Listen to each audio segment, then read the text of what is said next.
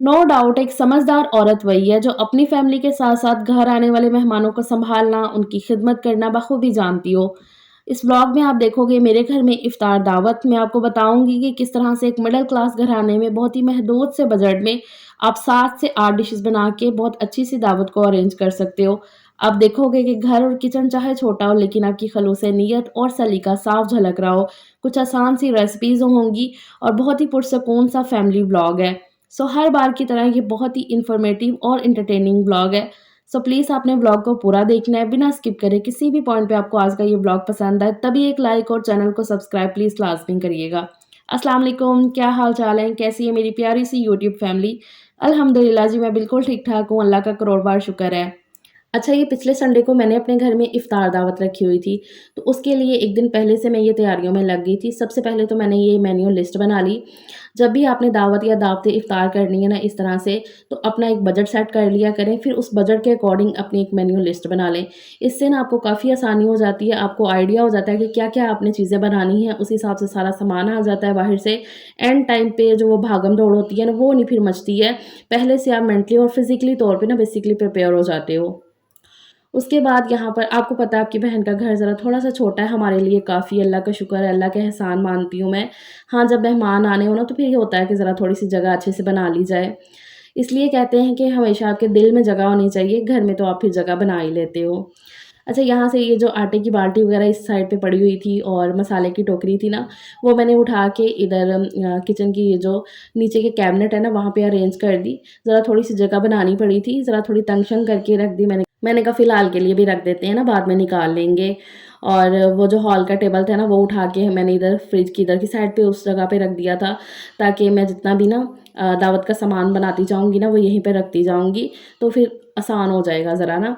और वैसे भी हॉल में ना जगह खाली करनी थी, तो फिर इसलिए मैंने टेबल इधर की साइड पे रख दिया था। उसके बाद जी यहाँ पर अब जो खाने में बनेगा ना उसके लिए यहाँ पर सबसे पहले तो ये चिकन पकोड़ा की मैरिनेशन मैंने कर ली है। ये भी मैं अभी से करके रखने लगी हूँ। तो थोड़ा-सा चिकन पड़ा भी हुआ था मैरिनेट हुआ चिकन पकोड़ा के लिए, मैंने कहा नहीं वो कम हो जाएगा काफ़ी कम, तो इसलिए और कर लेते हैं।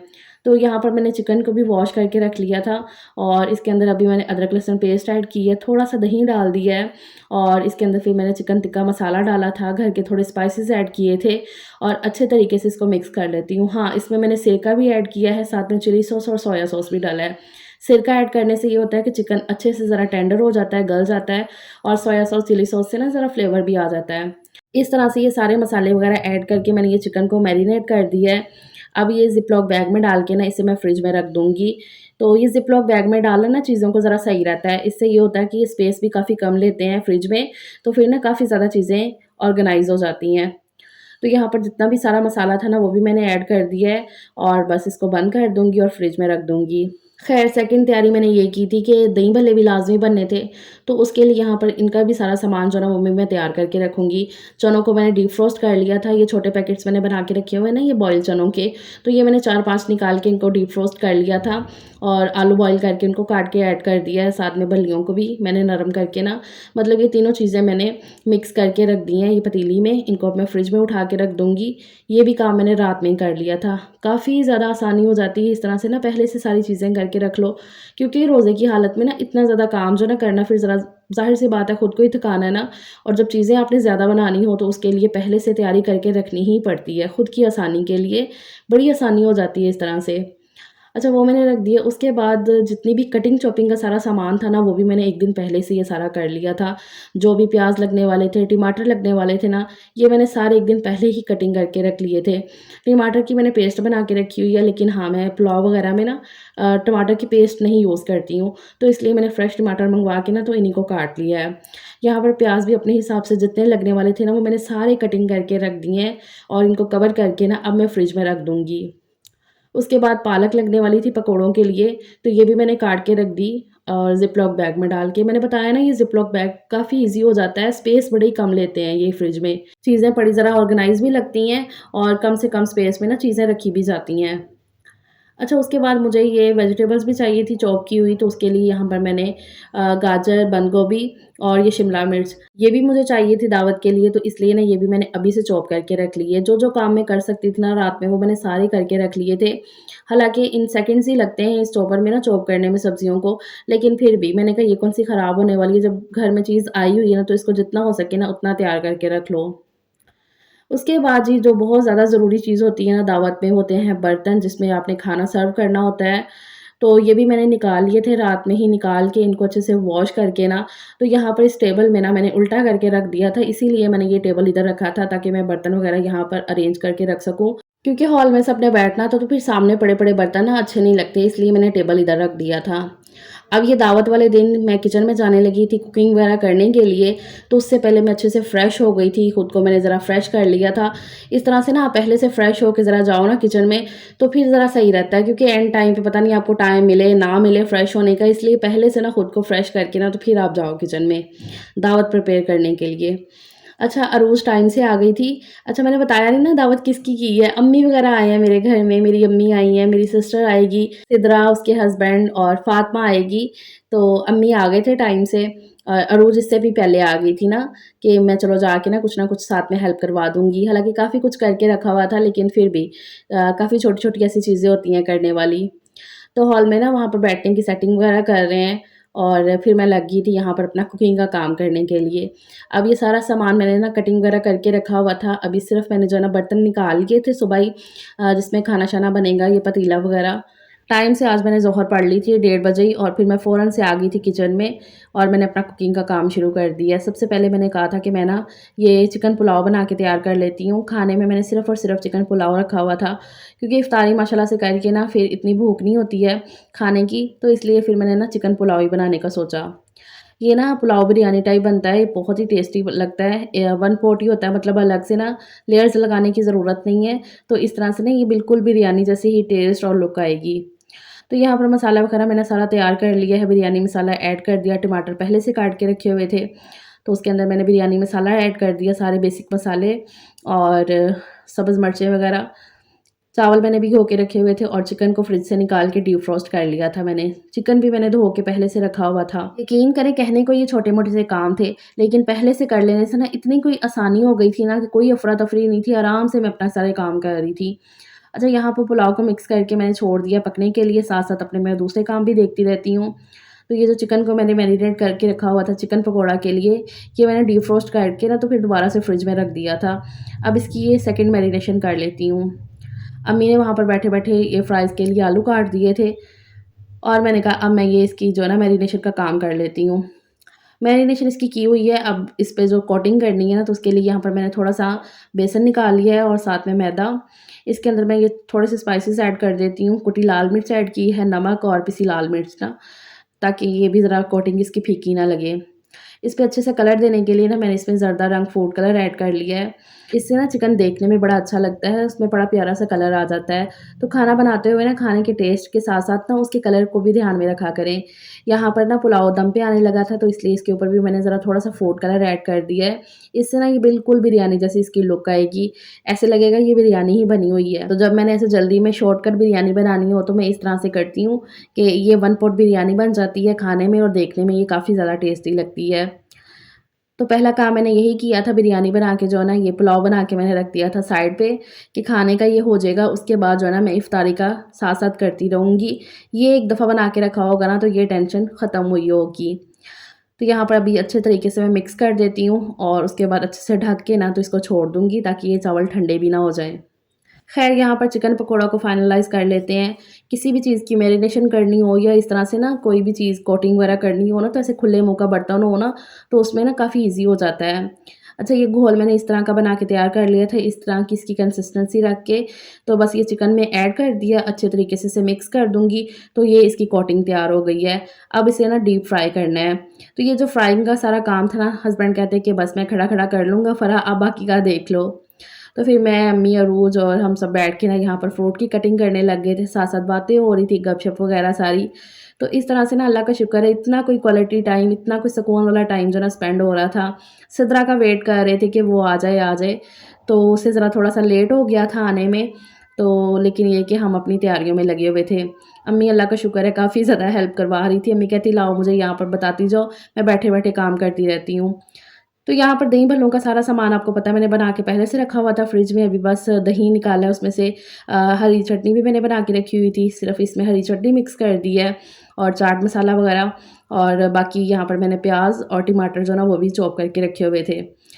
तो बस यहाँ पर जी सारी चीज़ों की मिक्सिंग कर दी है और दही भल्ले हमारे तैयार हो गए हैं। अच्छा, कल मुझे एक कमेंट बड़ा आया है कि आपने लॉन पहनना शुरू भी कर दिया है। ख़ैर अभी तो मैंने ये लीलन का सूट पहना हुआ है। मैं इस तरह से कर रही हूँ, मैं लॉन लीलन इस टाइम पे मिक्स ही पहन रही हूँ। जिस दिन मुझे बड़ी गर्मी सी लग रही हो ना, उस दिन मैं लॉन भी पहन लेती हूँ। मैं ना जैसे मौसम चेंज होता है ना, तो गर्मियाँ भी स्टार्ट में होती हैं ना, तो मैं लॉन बड़ी जल्दी पहन लेती हूँ। लीलन चाहे मैं आराम से पहनूँ, सर्दियों में आते-आते सर्दियाँ आते-आते हाँ, लॉन मैं बड़ी जल्दी पहन लेती हूँ। मुझे ना गर्मी बड़ी जल्दी फ़ील होती है। अच्छा, इफ्तार में जहाँ पर इतना फ्राइंग बन रही है ना, तो मैंने कहा वहाँ पर कुछ लाइट सा भी होना चाहिए, इसलिए मैंने ये क्लब सैंडविच रखे हुए थे मेन्यू में। तो यहाँ पर मैंने ये सब्जियों को इसीलिए चॉप किया था। तो 4 अंडे बॉयल करके ना वो मैंने मैश कर लिए हैं और उसी के अंदर ये सारी वेजिटेबल्स को मिक्स किया। इसमें मैंने जो है ना थोड़ी-सी काली मिर्च का पाउडर, हल्का-सा नमक ऐड कर दिया है और साथ में मेयो ऐड कर दी है। तो वो डाल के ना इसकी मिक्सिंग कर ली थी और ये जो है ना क्लब सैंडविच मैं बना लेती हूँ। सैंडविच ब्रेड मैंने मँगवा ली थी, इस तरह से ये मिक्सचर ऊपर लगाते जाना है और दूसरा ब्रेड का स्लाइस रखते जाना है। तो ये बड़े बेहतरीन से, बड़े लाइट वेट से ना ये सैंडविच बन जाते हैं। खाने में इतने ज़्यादा ये कोई यम्मी लगते हैं, फ्राइंग वगैरह से ज़रा हट के हो जाते हैं और बजट फ्रेंडली भी हैं काफ़ी ज़्यादा। तो इसलिए मैंने ये ऐड किए हुए थे मेन्यू में। अच्छा, ये ना ब्रेड के किनारे उतार देने थे, लेकिन इतना कोई टाइम नहीं था, तो फिर वैसे भी ना ये काफ़ी सॉफ्ट वाली ब्रेड थी, तो फिर मैंने कहा कि चलो ठीक है, जाने दो ना, सही लगेंगी इस तरह से भी। तो यहाँ पर कुछ काम मैंने किया ये वाला और कुछ बच्चे और अरूज मिल के ना ये सारा कर रहे थे। अल्लाह का शुक्र है एक अलग से ही चहल-पहल वाला माहौल था, अलग सी रौनक थी, तो बड़ा अच्छा लग रहा था। अच्छा, इस तरह से आके ना मैंने फिर ये कटिंग कर ली थी इन सैंडविचेज़ की और इन्हें अरेंज करके रख दिया था ये ट्रेज़ के अंदर। तो ये भी हो गया। अब यहाँ पर ये दस्तरख़्वान बिछा लेते हैं क्योंकि अब बस थोड़ा ही टाइम रह गया था, तो मैंने कहा बस अब दस्तरख़्वान लगाना शुरू करो और सिद्रा अभी नहीं आई थी। बस इस टाइम पे उसे फ़ोन वग़ैरह चल रहा था कि क्या हो गया, इतना लेट क्यों हो गया? तो ज़रा वो थोड़ा-सा लेट हो गए थे किसी वजह से। बाकी अल्लाह का शुक्र है हमारी सारी चीज़ें टाइम से सब कुछ रेडी था। अभी यहाँ पर ये बर्तनों को जो है ना मैं अरेंज करके रख देती हूँ इस यहीं पे, और जो-जो चीज़ें बनती जा रही थी ना वो यहाँ पे रखते जा रहे थे। हस्बैंड का फ्राइंग का काम अभी भी चल ही रहा है उधर किचन में। मैंने कहा यहाँ पर मैं अब ये फ्रूट चाट को मिक्स कर लेती हूँ। क्रीम मैंने तैयार करके इसकी रखी हुई है, सिर्फ़ फ्रूट भी कटिंग किए हुए थे, इनको मिक्स ही करना था। तो ये ज़रा लास्ट-लास्ट पे करो ना तभी सही रहता है। कल मैंने इसकी रेसिपी आपके साथ शेयर की है, तो उसी तरीके से मैं आज भी बना रही हूँ। हमें यही वाली क्रीम चाट ज़रा अच्छी लगती है, मैं ज़्यादातर यही बनाती हूँ। वो दूसरी वाली जो है ना वो खट्टी वाली वो हमें नहीं इतनी पसंद है, तो इसलिए फिर मैं यही वाली बनाती हूँ। तो यहाँ पर अच्छे तरीके से फ्रूट्स को मिक्स कर लिया था मैंने क्रीम के अंदर और इसको भी मैंने डिश आउट कर दी है। मैं ना हर चीज़ को ज़रा 2-2 बाउल में करके रख रही थी, ताकि मुझे पता था कि बच्चे भी अलग से बैठेंगे, हम सब ना, तो ज़रा 2 दस्तरख़्वान हो जाएँगे, तो इसलिए ना सबको ज़रा उस हिसाब से आ जाएगा। इसलिए मैं हर चीज़ के ज़रा ना 2-2 बाउल बना रही थी। तो यहाँ पर ये फ्रूट चाट भी तैयार हो गई है और तब तक जो है ना हस्बैंड फ्राइंग का वो सारा कर लेंगे, तो वो भी आता जा रहा था और वो भी मैं सबको ना सर्व करके रखती जा रही थी अपने हिसाब से ना, कि इसके भी मैं ज़रा 2-2 प्लेट 2-2 बाउल रेडी कर लेती हूँ कि सब अच्छे तरीके से बैठ जाएँगे। तो अल्लाह का शुक्र है यहाँ पे आप देख लो कि सब चीज़ें तैयार हो गई हैं। फ्राइज़ बनाए हैं मैंने, साथ में चिकन पकोड़ा है, वेजिटेबल पकोड़ा है, दही भल्ले तो हमारे सबके मोस्ट फ़ेवरेट हैं, ये बने हैं और फ्रूट चाट हो गई, साथ में क्लब सैंडविच हो गए हैं, अल्लाह का शुक्र है, और जामे शीरी हो गया। तो इस तरह से ना सारा दस्तरख़्वान अल्लाह का शुक्र है कि टाइम से हमने लगा दिया था। बस अब यहाँ पे सिद्रा का वेट हो रहा था, तो मैं आई किचन में, मैंने कहा फ्राइंग का काम तो हो गया, तो यहाँ पर ना फटाफट से खड़े-खड़े मैंने बर्तन धो दिए थे। मैंने कहा यहाँ पर ना ज़रा इसका तो वज़न कम होगा ना, तो ये मैं कर ही रही थी, तो फिर सिद्रा आ गई है और ये रही जी फ़ातिमा मैडम। इसने तो आते सारी पहले रोना-धोना करना होता है, कोई आधा घंटा लगाएगी रोने-धोने में, फिर जाके ये फ्रेश होती है लड़की। तो बस इसको जैसे-तैसे रिलैक्स करते कराते हमने फिर रोज़ा इफ्तार किया है। अल्लाह का शुक्र है सब कुछ टाइम से और बहुत ही अच्छे तरीके से मैनेज हो गया था। एक साइड पे हमने दूसरा दस्तरख़्वान भी लगा लिया था ताकि बच्चे और हम जो है ना आराम से बैठ सकें। बस इन शॉर्ट बात ये है कि ये जो छोटी-छोटी सी प्लानिंग और अरेंजमेंट होते हैं ना पहले से किए हुए, ये बात के लिए बड़े सुकून वाले हो जाते हैं। इतने अच्छे से सब कुछ मैनेज हो जाता है बिना टेंशन परेशानी के। अच्छा ख़ैर जी, इफ़्तारी अल्लाह का शुक्र है हो गई थी, उसके बाद नमाज़ वग़ैरह पढ़ ली थी। अभी ये जो इफ़्तारी के बर्तन थे ना, ये अरूज़ धोने लग गई थी और मैं जो ना रखती जा रही थी। फिर उसके बाद बस बैठे रहे, इस मैडम के साथ लगे हुए थे इसको रिलैक्स ही करने में। कोई आधे 1 घंटे बाद जाके इस मैडम को पता चला कि हाँ, अभी मैं खाला घर आई हूँ, तो मैंने खेलना-कूदना भी है। ख़ैर अभी यहाँ पर मैंने कहा चलो खाना लगा लेते हैं, बैठे रहे बातें-शातें करते रहे इफ़्तारी के बाद। कोई 2 घंटे बाद मैं यहाँ पे खाना लगाने लगी थी। सब मना ही कर रहे थे कि नहीं, किसी का भी दिल नहीं कर रहा था खाने को कि भूख नहीं है। मैंने कहा नहीं भी थोड़ा-थोड़ा खाओ, मैंने पुलाव बनाया हुआ है, तो ज़्यादा नहीं चलो थोड़ा-थोड़ा खा लो। तो इसलिए यहाँ पर अभी मैंने कहा चलो पुलाव सर्व कर लेते हैं और दही भल्ले जो है ना ये भी मैं पुलाव के साथ रख देती हूँ। सब कुछ माशाल्लाह से इतनी बरकत वाला था, सब कुछ अच्छे से खाया-पिया भी और बच भी गया था अल्हम्दुलिल्लाह से। अल्लाह का शुक्र है काफ़ी अच्छी-सी दावत हो गई है। अब दावत के बाद के ये जो ना हालात हैं मेरे किचन के, और हालाँकि इफ्तारी के बर्तन हो गए थे लेकिन फिर भी ये इतने बर्तन माशाल्लाह से ना ये अब धोने वाले हैं। बर्तनों में भी उतनी बरकत होती है। अब इसको जादू से साफ़ करते हैं किचन को और ये व्लॉग का यहीं पे एंड करते हैं। अपना बहुत सा ख़्याल रखिएगा। इंशाल्लाह नेक्स्ट व्लॉग में मुलाकात होगी। तब तक के लिए टेक केयर। अल्लाह हाफ़िज़।